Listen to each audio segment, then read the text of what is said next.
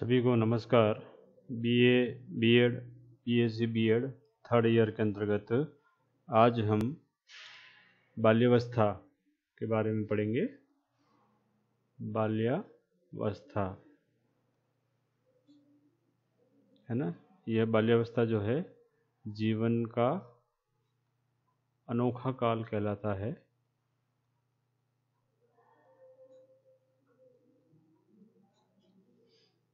इसके अंतर्गत जो 5 वर्ष से 11 अथवा 11.5 वर्ष तक का जो बालक बालिकाएं होते हैं वो इसके अंतर्गत आते हैं।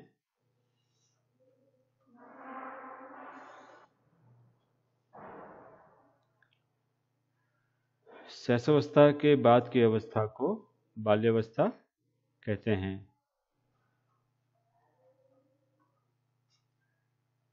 शैशवावस्था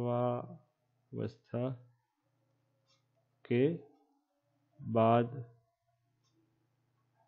की अवस्था को बाल्यावस्था कहते हैं। बाल्यावस्था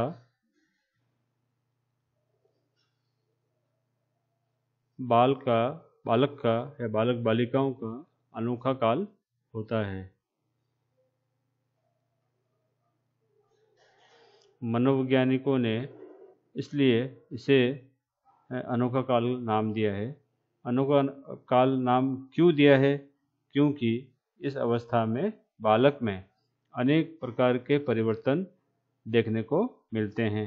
इस समय उनकी रुचि, स्वभाव, मनोदशाओं में परिवर्तन के कारण बालक की समानता बहुत ही कठिन हो जाती है। वास्तव में माता पिता के लिए बालक विकास की इस अवस्था को समझना बहुत ही कठिन होता है। इसलिए बाल्यावस्था को क्या कहते हैं? जीवन का अनोखा काल भी कहते हैं। परिभाषाएं यहाँ है। वास्तव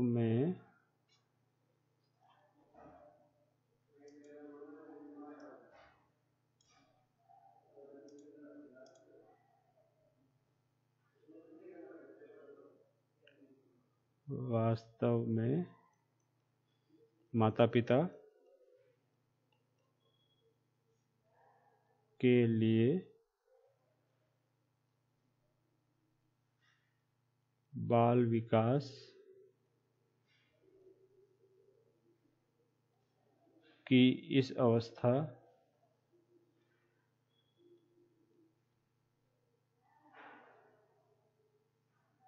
को समझना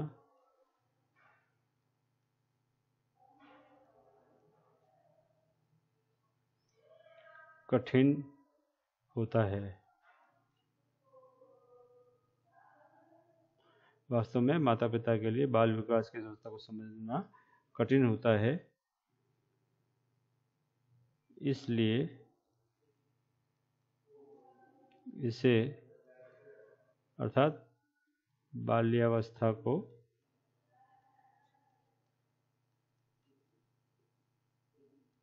जीवन का अनोखा काल कहते हैं।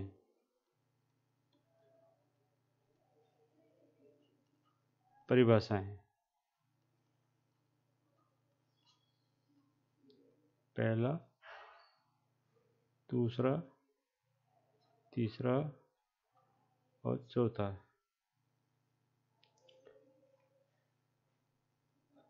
रॉस के अनुसार, अंग्रेजी मनोवैज्ञानिक हुए हैं, रॉस के अनुसार शारीरिक व मानसिक स्थिरता बाल्यावस्था की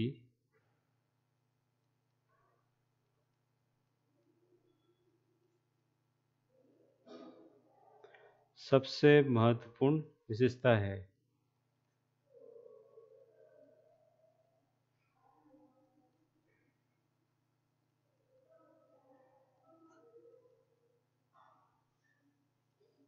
सबसे महत्वपूर्ण विशेषता है।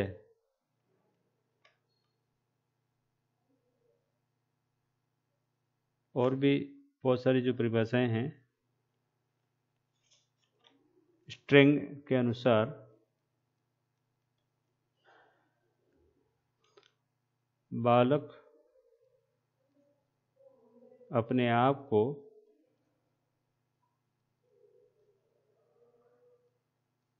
अति विशाल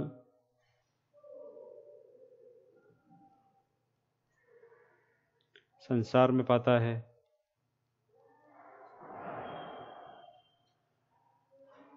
संसार में पाता है और उसके बारे में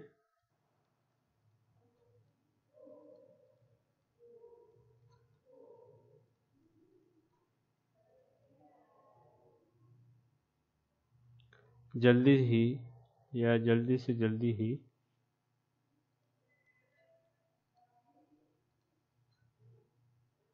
जानकारी प्राप्त करना चाहता है।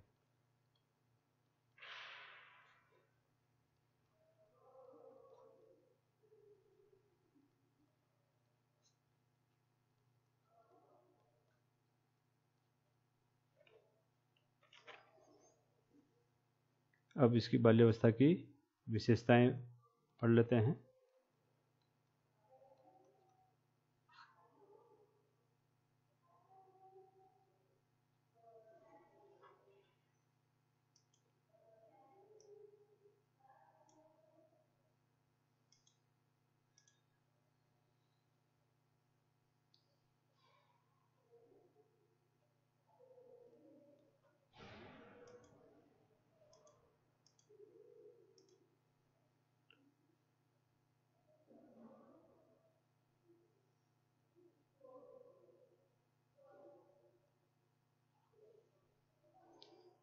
अगला प्रश्न ले लेते हैं।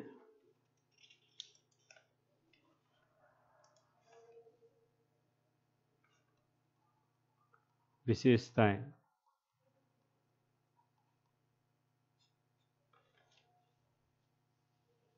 शारीरिक व मानसिक स्थिरता।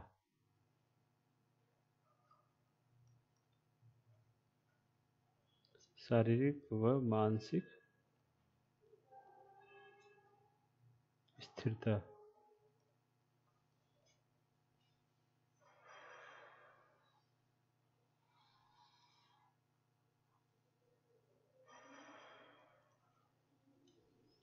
इस अवस्था में अर्थात 5 से 10 या 12 वर्ष के बालक बालिकाओं में शारीरिक व मानसिक स्थिरता आ जाती है, जिससे वह अपने विचारों को दृढ़ता प्रदान करते हैं। देखा होगा, शारीरिक रूप से जो उनकी गति होती है वह धीमी हो जाती है ना। धीमे होने के कारण क्या होता है, उनमें स्थिरता आती है। इसी प्रकार मानसिक स्थिति में भी उनकी स्थिरता आती है। जब मानसिक स्थिति में स्थिरता आती है तो वो किसी भी चीज़ को क्या है, अच्छी तरह से देख सुन सकते हैं। जब देख सुन सकते हैं तो उसमें क्या है, जब देख सुन या बोल करके या सुन करके पढ़ करके विचारों को स्थायित्व की ओर जब लेके आ जाते हैं तो उनमें दृढ़ता आती है। विचारों में दृढ़ता आने के कारण क्या है, स्थिरता स्थायी। जब विचार दृढ़ता आती है तो विचार क्या होते हैं, स्थायी होते हैं। स्थायी से फिर स्थिरता आ जाती है। गति धीमी होती है परंतु वह क्या है, स्थायी की ओर अग्रसर होती है। तो विचारों की स्थायित्व भी आती है। दूसरा, मानसिक योग्यताओं में वृद्धि।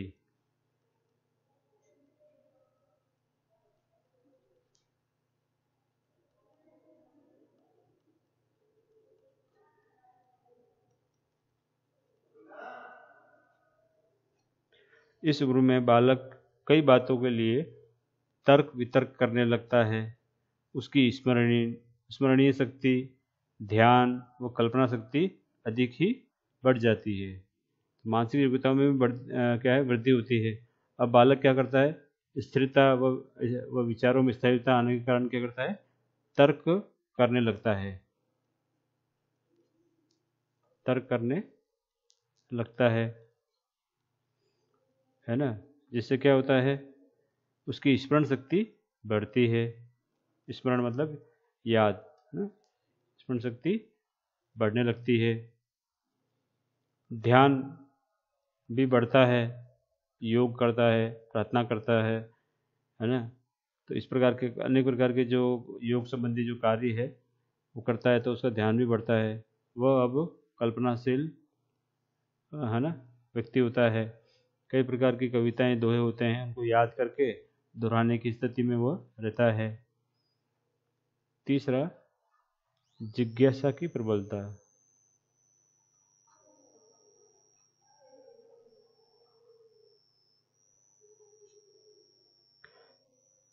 इस अवस्था में बालक अपने वातावरण की वस्तुओं और क्रियाओं के लिए, है ना, क्या है, क्यों है, कैसे है आदि विभिन्न प्रकार के प्रश्न पूछकर अपनी जिज्ञासा को प्रकट करते हैं। जिज्ञासा, है ना, जानने की इच्छा उनमें प्रबल होती है, इच्छा तीव्र होती है।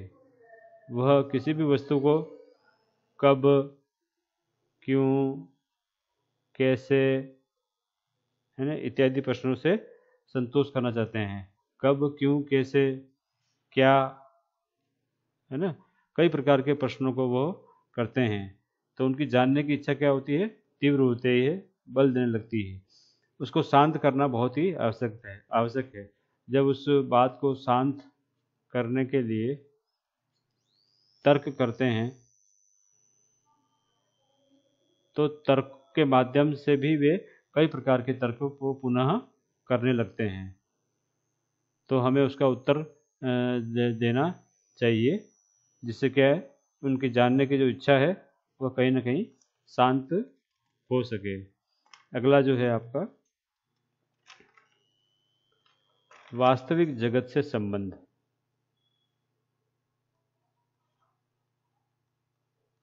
वास्तविक जगत से संबंध।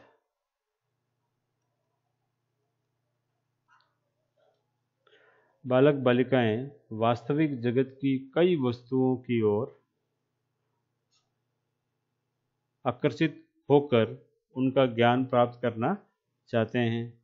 बालक अपने आप को इस संसार में अकेला पाते हैं और उसके बारे में अकेले ही जल्द से जल्द बहुत कुछ प्राप्त करना चाहते हैं। अर्थात समूह में रह करके अपने बड़ों से, अपने समान वाले से, अपने शिक्षक से, अपने बुजुर्गों से, जो भी नाना नानी है, दादा दादी है, उनसे कई प्रकार के प्रश्न वे पूछना चाहते हैं और कई वस्तुओं के बारे में वे प्रश्न पूछते हैं। उनकी जिज्ञासा शांत नहीं होती है। दादा दादी भी, नाना नानी भी यदि वे पढ़े लिखे हैं, अच्छे हैं, तो उनकी जिज्ञासा को तर्क के माध्यम से उत्तर देने का प्रयास करते हैं। यदि तर्क नहीं मिलता है तो उसको किताबों में या पत्र पत्रिकाओं में ढूंढते हैं और उसका उत्तर जानने का प्रयास करते हैं। पांचवा, रचनात्मक या सृजनात्मक कार्यों में आनंद की या रुचि की प्राप्ति होती है। आपने देखा होगा, बालक बालिकाएं जो है विभिन्न प्रकार के रचनात्मक व सृजनात्मक कार्यों में इस अवस्था में रुचि लेते हैं। जैसे बालक जहाँ लकड़ी या मिट्टी के खिलौने बनाना चाहता है, तो बालिका घर पर ही रहकर सीना पिरोना, कढ़ाई, है ना, आदि रचनात्मक कार्य भी करती है। माता पिता है माँ के साथ में अगर वो रहती है तो माँ के साथ में माँ को रोटी बनाते हुए वो देखती है, तो वह खुद भी रोटी बनाना चाहती है, क्योंकि वो रचनात्मक, उसमें अनेक प्रकार की रचनात्मकता होती है। वो कहती है मैं भी रोटी बनाऊंगी। अच्छी माएँ जो होती है वो उसको अपने साथ में रख करके अनेक प्रकार के कार्य करती है। इसी प्रकार सिलाई, यदि किसी की माता सिलाई का काम करती है, कढ़ाई का काम करती है, स्वेटर बुनने का काम करती है, तो लड़की अगर होती है तो इन कामों से वह आकर्षित होती है और वह भी उस काम को करने के लिए क्या है, तन मन से लग जाती है। उसकी रुचि उसमें उत्पन्न होती है, उसे उस कार्य में आनंद की अनुभूति होती है। इस प्रकार लड़के होते हैं, बाहर जब समूह में खेलते हैं और समूह में खेल के कई प्रकार के खेल का ज्ञान प्राप्त करना चाहते हैं तो वे कई प्रकार के काम करते हैं। इसी प्रकार यदि कोई स्विमिंग करते हैं अर्थात तैराकी का काम करते हैं तो तैरना जाने के लिए भी वो बालक जो है तैयार हो जाते हैं और वो तैरना सीख जाते हैं। इसी प्रकार यदि कोई लकड़ी संबंधी खेल खेलते हैं जैसे गिल्ली डंडा है ना, या लट्टू अर्थात लट्टू चलाना है, अर्थात पेड़ में चढ़ करके लकड़ी टांग खेलना है, कई तरह के जो रचनात्मक कार्य है उसको करने में उनको आनंद की अनुभूति होती है। छठा, सामाजिक गुणों का विकास।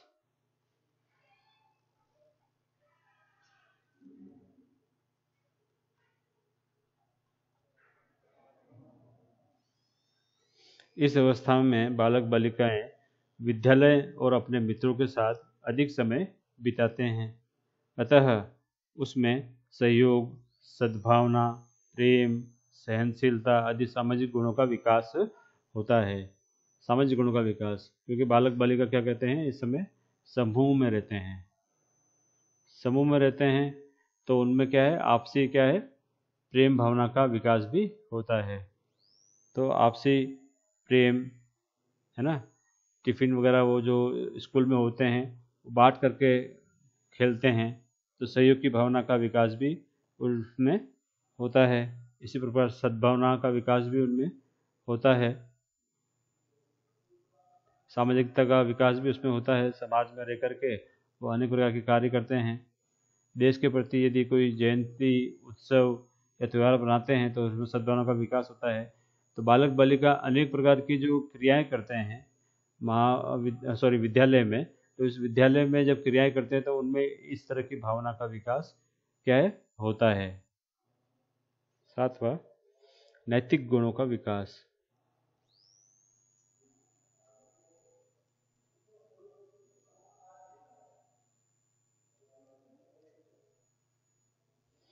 नैतिक गुणों का विकास, इस अवस्था के बालक बालिकाओं में अच्छे बुरे, उचित अनुचित का ज्ञान होने लगता है, जिसके फलस्वरूप उनमें नैतिक गुणों का विकास होता है। अर्थात अब वे अपना भला बुरा समझने लगते हैं, अच्छे बुरे का ज्ञान उन्हें होने लगता है ना। ये चीज़ अच्छी है, ये चीज़ अनुचित है का ज्ञान भी होने लगता है, अर्थात उनमें नैतिक गुणों का विकास होने लगता है। प्रार्थना, जब प्रातः वे उठते हैं तो उन्हें शौच के लिए अभिभावक जन कहते हैं कि भी शौच कीजिए और अपने नहा धो करके अपने जो भी अपने कुछ करके जो सिद्धांत जो है, कुछ करके जो सीखना जो वाला सिद्धांत है उसके अंतर्गत वे अपने बाल बनाते हैं, कपड़े पहनते हैं, है ना, अच्छी तरह से नहाते धोते हैं, दैनिक कार्यों से निवृत्त होते हैं, अनुशासन में रहकर माँ और पिताजी का बात सुनते हैं, दादा दादी की बात सुनते हैं, नाना नानी की बात सुनते हैं, अपने से बड़ों का सम्मान करते हैं, बराबर लोगों को प्रेम करते हैं, छोटे लोगों को सद्भावना की दृष्टि से देखते हुए कार्य करते हैं, मुंह से सभ्य शब्दों का उपयोग करते हुए काम करते हैं। व्यक्तित्व विकास,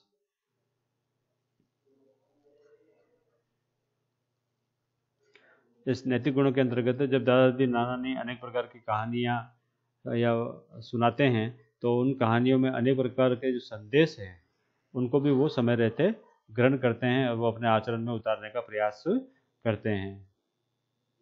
बालक बालिकाएं अन्य व्यक्तियों, वस्तुओं और कार्यों से परिचित होना चाहता है जिससे उनके व्यक्तित्व का विकास हो, है ना। तो अन्य व्यक्ति जो होते हैं उनके साथ में या समूह में रहते हैं, वस्तु जो होती है अनेक प्रकार की जो वस्तुएं हैं उनको संग्रह करते हैं, उनके साथ में खेलते हैं।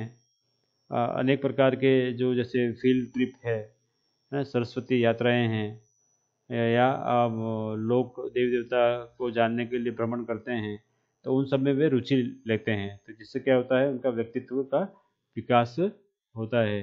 व्यक्तित्व विकास के लिए जो अच्छे घर के जो क्या है माता पिता होते हैं वह प्रातः काल से अनुशासन में रहते हुए सुबह 6 बजे से लेकर के रात्रि 10 बजे तक के कार्यक्रम को क्या है क्रमबद्ध या श्रृंखलाबद्ध तरीके से प्रबंधित करना प्रारंभ कर देते हैं, ताकि बालक बालिकाएं क्या है उनके अनुरूप अपने व्यक्तित्व का विकास कर लें। अगला है 9वां, संग्रह करने की प्रवृत्ति।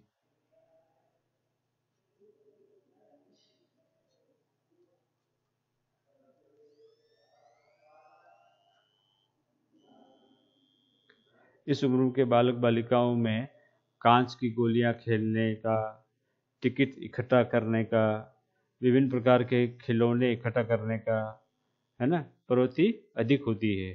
तो बालिकाओं में चित्रों को इकट्ठा करने का, खिलौनों में कैसे खिलौने होते हैं, गुड्डा गुड्डियों के खिलौने, कपड़े, उनके कपड़े जो होते हैं, कपड़े उनको क्या सीने का, या उनके जो भी है जैसे स्कर्ट बनाना है या गुड़िया की फ्रॉक बनाना है, इसको वो बनाने की ओर अग्रसर होती है, उसे संग्रह करने की ओर प्रवृत्ति उनमें पाई जाती है। तो संग्रह करने की प्रवृत्ति है। आपने देखा होगा कि इस प्रकार के जो बालक बालिकाएं हैं जो 5 से 12 वर्ष की जो दरमियान आती हैं, उसमें देखा होगा कि उनमें अनेक प्रकार के संग्रह करते हैं। कुछ लोग अच्छे अच्छे टिकट्स जो है अच्छे टिकट इकट्ठा करते हैं, है ना। कुछ लोग मान लीजिए कुछ अनेक प्रकार के जो कवि होते हैं या लेखक होते हैं उनके चित्र वो इकट्ठा करते हैं, है ना। कुछ लोग एल्बम बनाते हैं, है ना, फ़ोटोज़ की जो भी फ़ोटोज़ होते हैं, चाहे वो प्राकृतिक संबंधी हो चाहे अन्य संबंधी हो। और कुछ लोग और भी चीज़ें करते हैं। कुछ बचपन में जो होते हैं बालक बालिकाएं, तो कांच की गोलियां जो खेलते हैं लड़के जो होते हैं, तो उसको इकट्ठा करते हैं, कांच गोलियां इकट्ठा करना, है ना। अन्य बहुत सी जो बातें हैं उसके अंतर्गत संग्रह करने की प्रवृत्ति, अर्थात इस उम्र के बालक बालिकाओं में संग्रह करने की प्रवृत्ति का विकास भी होता है। बिना उद्देश्य भ्रमण।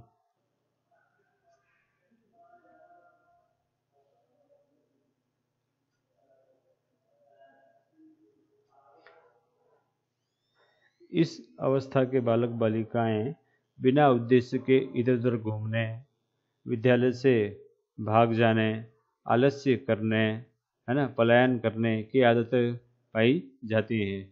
आपने देखा होगा कि 5 तो नहीं 6 वर्ष में यहाँ पर कहना चाहूँगा, 6 से 12 वर्ष के जो बालक बालिकाएं हैं वह पर क्या करते हैं, यहाँ पर समूह व या टोली में रहना प्रारंभ करते हैं।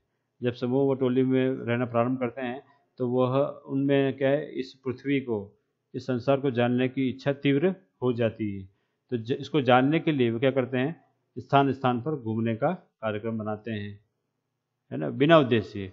कई बार उसको जब स्कूल में जाते हैं तो स्कूल से वो क्या करते हैं, स्कूल ना जा करके वहाँ से पलायन कर जाते हैं और मंदिर में घूमने चले जाते हैं।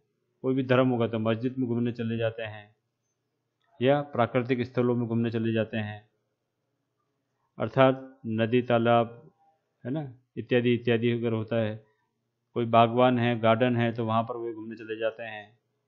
तो इस तरह की जो घटनाएं अपने को देखने को मिलती है, और बिना उद्देश्य, उनका घूमने का कोई उद्देश्य वहाँ पर निहित नहीं होता है। सामूहिक प्रवृत्ति की प्रबलता।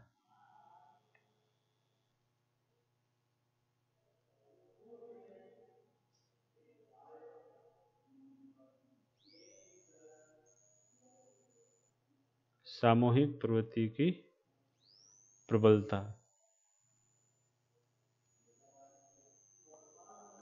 इस अवस्था में बालक बालिकाएं अपना अधिकांश समय समूह के साथ बिताना चाहते हैं। समूह में रहकर ही उसके प्रिय मित्र वह बनते हैं। सामूहिक प्रवृत्ति, देखा होगा समूह में रहने की जो भावना है, समूह में रहने की भावना का विकास होता है। अपने प्रिय जो दोस्त होते हैं, मित्र होते हैं, वे लोग बनाते हैं। ठीक है, जब समूह में रहते हैं तो समूह में रह करके नेता बन करके अपना कार्य करते हैं। जब समूह में रहकर नेता जो बनता है, शेष जो है उसका कथन मानते हैं। तो इस तरह की जो वार्ताएं होती है इसमें। सामूहिक खेलों की रुचि।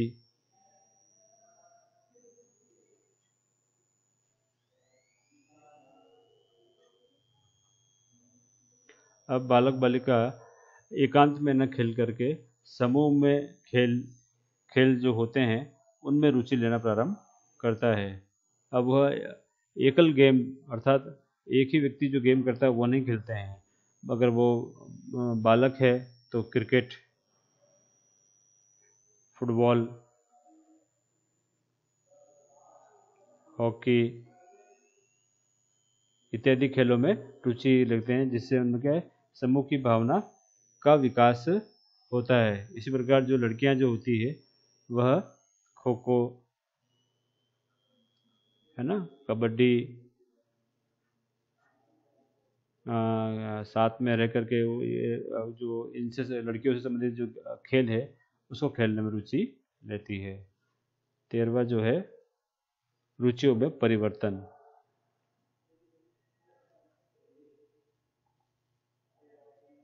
स्टेंग के अनुसार ऐसा शायद ही कोई खेल हो जिसे 10 वर्ष के बालक बालिका ना खेलते हो, है ना। इसमें स्टेंग ने कहा है कि शायद ऐसा हुआ। प्रत्येक प्रकार के गेम जो खेलते हैं समूह के अंतर्गत होते हैं और वे खेल करके उसमें फिर उनकी जो भी दोस्ती बनती है, संगत बनती है, उस संगत का ध्यान अभिभावकों को रखना चाहिए।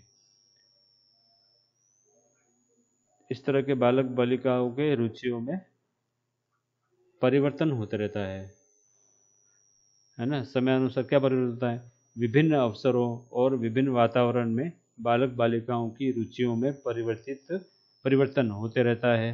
अतः इस अवस्था में बालक बालिकाओं में जन्मजात के साथ साथ परिस्थितियों के अनुसार भी रुचियों में परिवर्तन होता है।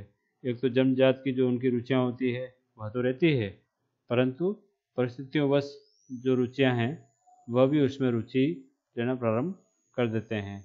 तो ये दोनों ही उनके प्लस होती है। अगला जो है हम पढ़ेंगे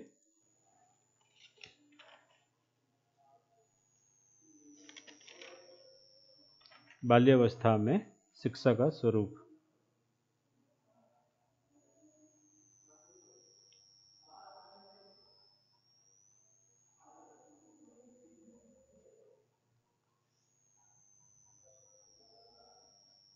किस प्रकार की शिक्षा व्यवस्था होना चाहिए? बालक शैक्षिक दृष्टि से बालक के निर्माण की अवस्था, बाल्यावस्था शैक्षिक दृष्टि से बालक के निर्माण की अवस्था है।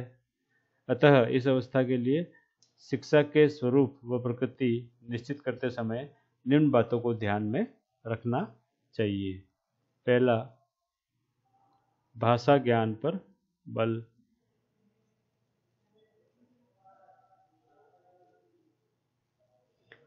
इस स्तर के बालक बालिकाएं अर्थात 5 से 11 अथवा 12 वर्ष के जो बालक बालिकाएं हैं, बालक बालिकाओं को शुद्ध लिखने, पढ़ने व सही उच्चारण करने पर बल दिया जाना चाहिए, क्योंकि इस अवस्था का भाषाई ज्ञान स्थायी बन जाता है। तो यहाँ पर हमने बार बार हम कहते हैं LSRW, सुनना, बोलना, पढ़ना और लिखना से संबंधित ज्ञान उन्हें अच्छा होना चाहिए। यदि ये ज्ञान होता है तो ये ज्ञान क्या है, गति इनकी धीमी होती है, जिससे क्या है स्थायी ज्ञान उन्हें मिलता है, परमानेंसी जिसको कहते हैं। दूसरा, मैं बाल्यावस्था में शिक्षा का स्वरूप पढ़ा रहा हूँ कि शिक्षा किस प्रकार से बालक की होनी चाहिए। दूसरा, उपयुक्त विषयों का चयन। उचित विषयों का चयन। विद्यालय में बालक की आवश्यकताओं की पूर्ति करने वाले तथा भविष्य में उसके लिए लाभप्रद हो वैसे विषय पढ़ाए जाने चाहिए, जैसे भाषा, अंकगणित, विज्ञान, सामाजिक अध्ययन व पर्यावरण, चित्रलेखन, चित्रकला, सुलेखन, पत्र लेखन, कंप्यूटर इत्यादि इत्यादि। तो जहाँ उचित विषयों का चयन, अच्छी अच्छी स्कूलें होती हैं, उन स्कूलों में बालक बालिकाओं को यदि डालते हैं तो 5 से 10-11 वर्ष तक क्या है उनका आधार जो है बन जाता है, क्योंकि यही उम्र होती है जब उनका बेस या आधार बनता है। यदि वो अच्छा बना तो वो बालक बालिका किसी न किसी विषय में अच्छा निकलता है उसकी रुचि के अनुसार। रोचक विषय सामग्री,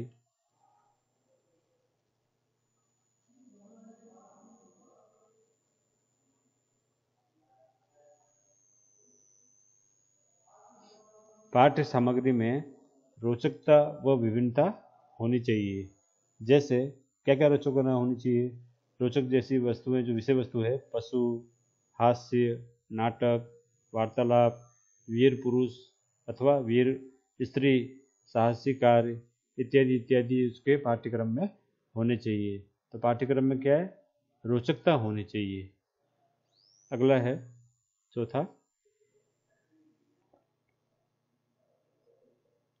जिज्ञासा की संतुष्टि।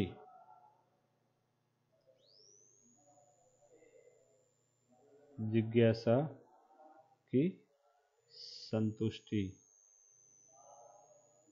बालक बालिका अनोखा काल होता है, उनमें अनेक प्रकार की जिज्ञासा अर्थात संसार को जानने की इच्छा उनमें उत्पन्न होती है। बालक के जिज्ञासा की संतुष्टि या बालिकाओं की जिज्ञासा की संतुष्टि अवश्य होनी चाहिए। यदि वो संतुष्टि नहीं होती है तो वे बराबर प्रश्न माता से पूछते हैं, माता को नहीं मिला तो पिता से पूछते हैं, पिता को नहीं मिला तो दादा दादी से पूछते हैं, नाना नानी से पूछते हैं, अन्य जो बाहरी जो शिक्षक शिक्षिकाएं होते हैं उनसे पूछते हैं। जब तक उनको अपने प्रश्न का उत्तर नहीं मिलता है तब तक वे आपको वो उसको क्या है पूछने के लिए प्रयासरत रहते हैं। जब उनको संतुष्टि मिल जाती है तब वो कहते हैं अच्छा इस प्रकार से होता है कार्य। अगला, उचित शिक्षण विधि प्रविधि का चुनाव। आपने देखा होगा कि इस स्तर के आयु के अनुसार उचित शिक्षण विधि व प्रविधि का चुनाव करना बहुत ही आवश्यक है। जब शिक्षक शिक्षिकाएं पढ़ाने कक्षा कक्षा में जाते हैं अर्थात अभिभावक जब पढ़ाते हैं तो बालक के स्तर को ध्यान में रखना बहुत ही जरूरी है। तो उचित विधि व प्रविधि का उपयोग करना बहुत ही आवश्यक है। वर्तमान युग में जो डिजिटाइजेशन हो रहा है और मोबाइल का उपयोग जिस तरह से शिक्षण कार्य में हो रहा है, तो उसमें मोबाइल अर्थात इस श्रव्य दृश्य साधनों का उपयोग करते हुए शिक्षण कार्य को करना है ताकि उनको ज्ञान अधिक से अधिक मिल सके। वह ज्ञान क्या हो? सटीक ज्ञान हो, स्थायी ज्ञान की ओर अग्रसर होता हो। तो बालक बालिका का जो ज्ञान है उसमें स्थायिता आती है। अगला है छठा, सामूहिक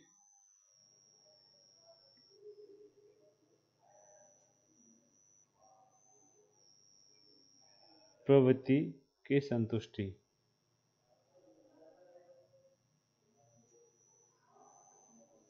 सामूहिक कार्यों और सामूहिक खेल का आयोजन समय समय पर विद्यालय अथवा समाज में करना चाहिए।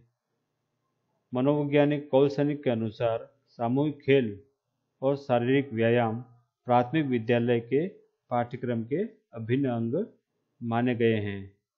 तो सामूहिक प्रवृत्ति का विकास कैसे होता है? जब सामूहिक खेल का निर्माण होता है।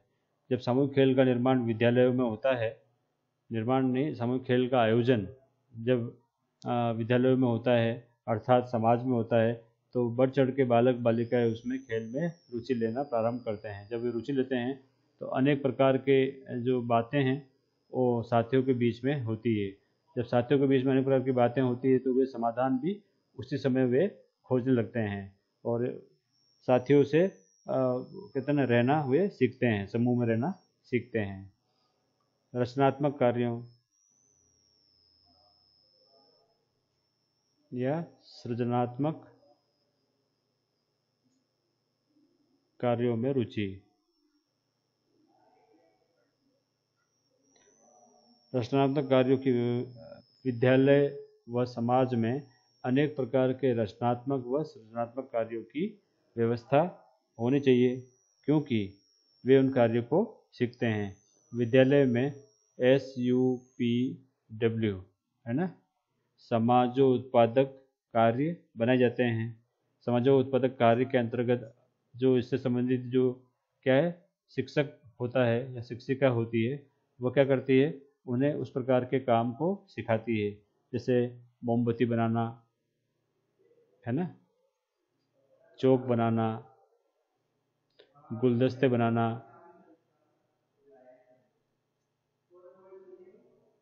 ठीक है, साबुन बनाना, अनुपयुक्त चीज़ों से कुछ चीज़ें बनाना, वेस्ट आइटम से क्या करते हैं, कुछ न कुछ वो चीज़ें बनाते हैं। इस प्रकार के अनेक प्रकार के जो रचनात्मक कार्य है वो इस बालक स्तर के जो बालक बालिकाएं हैं उनमें देखने को मिलती है। अगला, पाठ्य सहगामी क्रियाओं का व्यवस्था।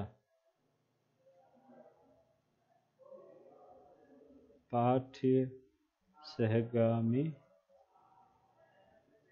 क्रियाओं की व्यवस्था। आपने देखा होगा CCA इन दोनों चलता है, को करिकुलर एक्टिविटी है ना। तो को करिकुलर एक्टिविटी में विद्यालय में जो है अनेक प्रकार के खेल का आयोजन किया जाता है, और जब उन खेलों का आयोजन किया जाता है तो उनकी जो हमेशा जो पाठ पढ़ के जो पढ़ते हैं तो उनकी क्या मानसिक थकान हो जाती है। मानसिक थकान को दूर करने के लिए सारी को करिकुलर एक्टिविटी की जाती है, सारी गतिविधियाँ की जाती है। उन सारी गतिविधियों में क्या होता है, जैसे बालक क्या होता है, पढ़ते पढ़ते सुस्त हो जाता है, तो बालक की सुस्त हो जाता है, और बालक की कई प्रकार की जो शारीरिक या अंदर जो आंतरिक सुप्त शक्ति जो होती है उसको जागृत करने के लिए खेल खिलाया जाता है। तो बालक बालिकाओं की सुप्त शक्तियों का विकास करने तथा उसकी मानसिक रुचियों को संतुष्ट करने के लिए विद्यालय में पाठ्य सहगामी क्रियाओं का आयोजन करना चाहिए, है ना। को करिकुलर एक्टिविटीज जिसको कहते हैं, जिसमें आप NCC कर सकते हैं, NSS का कार्यक्रम कर सकते हैं, SUPW जो है वो भी है ही है आपके।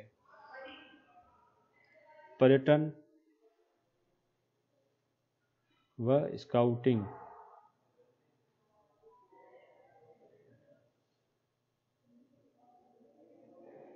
की व्यवस्था करना।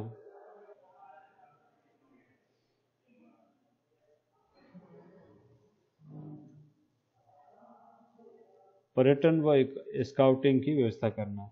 बालक बालिकाओं के निरुद्देश्य घूमने की प्रवृत्ति को संतुष्ट करने के लिए विद्यालय द्वारा लघु रूप में पर्यटन व स्काउटिंग की व्यवस्था की जाती है ना। आपने देखा होगा जब विद्यालय में and guides scouts and guides का जो होता है तो उनमें अनेक प्रकार के क्या है शिविर लगते हैं। उन शिविरों में क्या है, नगरों नगरों में या स्थानों स्थानों पर घूमने का व्यवस्था होती है, और वहाँ पर वो कार्य करते हैं।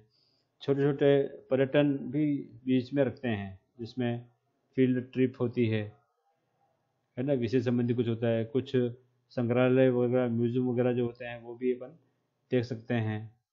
कुछ जू पार्क वगैरह जो होते हैं, यदि साइंस पढ़ाने वाले जो होते हैं वो जू पार्क में जा कर के उसको उनकी संतुष्टि दूर करते हैं।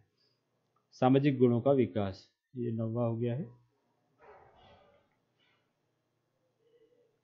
सामाजिक गुणों का विकास। विद्यालय में ऐसी क्रियाओं का आयोजन करना चाहिए जिसमें भाग लेकर बालक बालिकाओं में अनुशासन, आत्मनियंत्रण, सहानुभूति, प्रतिस्पर्धा और सहयोग आदि सामाजिक गुणों का अधिकतम विकास हो सके। तो हम पूर्व में बात कर चुके हैं, NCC, NSS है ना, स्काउट्स एंड गाइड्स, है ना, पिकनिक, और जो सामूहिक खेल जो होते हैं, ग्रुप गेम्स, है ना, चाहे इंडोर हो चाहे आउटडोर हो, इसका अपन करते हैं।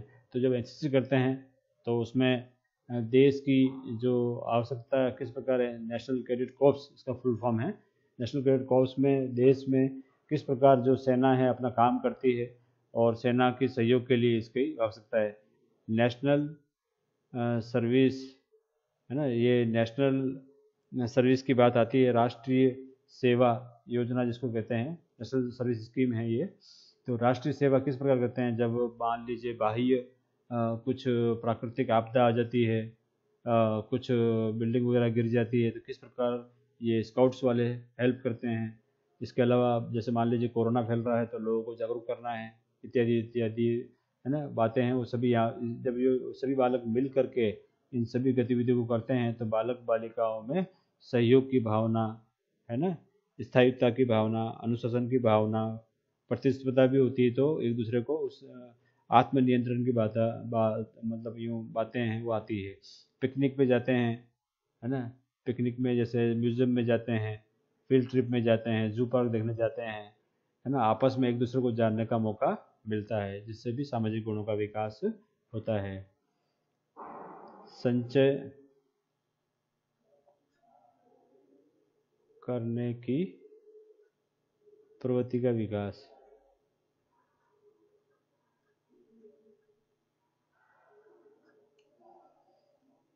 इस उम्र के बालक बालिकाओं को जो वस्तु अच्छी लगती है उस वस्तु का वो संचय करना या संग्रह करना प्रारंभ करते हैं। अतः विद्यालय में शिक्षाप्रद वस्तुओं का संचय या संग्रह करने की प्रोत्साहन करना चाहिए।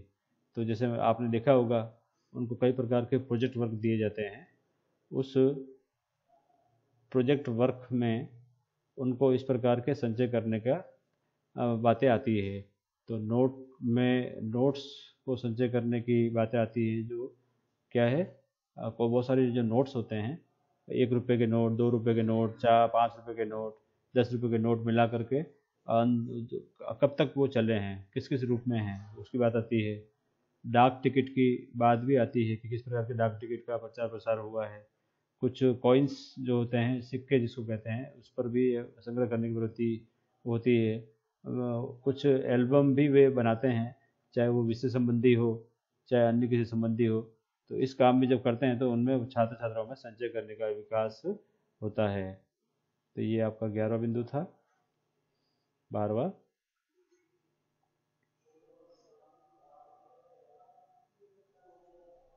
नैतिक शिक्षा।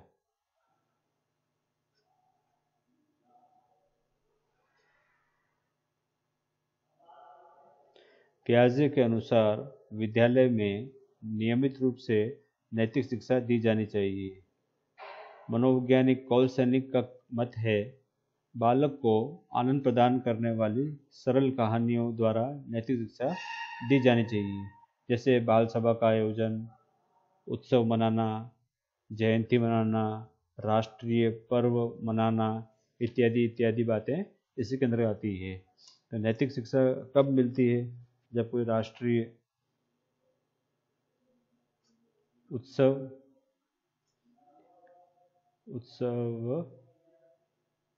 या पर्व मनाते हैं, है ना। जैसे 26 जनवरी मनाया आपने, महात्मा गांधी जयंती मनाई आपने, 15 अगस्त मनाया, तो उसका महत्व क्यों है, राष्ट्रीय महत्व उसका क्यों है, क्योंकि हम इस दिन आज़ाद हुए थे। तो 15 अगस्त का महत्व है क्योंकि देश का संविधान बना और संविधान के अंतर्गत हमें अनेक प्रकार के जो अधिकार है, कर्तव्य है, मानवाधिकार है ना, हमारा देश के प्रति उत्तरदायित्व है, आदि बातें हम सीखते हैं। तो उनमें नैतिक गुणों का विकास होता है।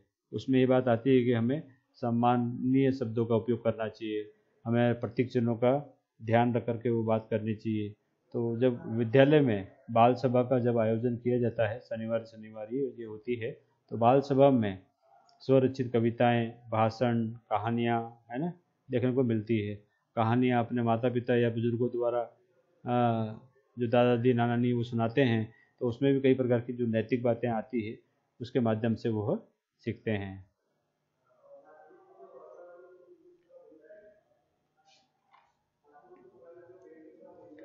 क्रिया व खेल द्वारा भी बालकों को शिक्षा दी जाती है। क्रिया व खेल द्वारा अनेक प्रकार के जो खेल होते हैं जो सामूहिक खेल के अंतर्गत आते हैं। विद्यालयों में व समाज में उन खेलों का आयोजन करके अनेक छात्र छात्राओं को क्या प्रोत्साहित किया जाता है। तो खेल के माध्यम से भी जो क्या खेल सीखते हैं तो उनमें अनेक प्रकार के गुणों का विकास होता है। क्रिकेट है, वॉलीबॉल है, फुटबॉल है ना, हॉकी है, खो खो है, कबड्डी है, इत्यादि जो खेल होते हैं वो उसके माध्यम से छात्रों में अनेक प्रकार के सामूहिक भावना का विकास होता है। कबड्डी जो हमारा राष्ट्रीय खेल है, इसमें तो क्या है, ये सभी स्तर के जो बालक बालिकाएं हैं इसको खेलते हैं। लड़का है या लड़की है, सभी खेल इसको खेलने में रुचि रखते हैं।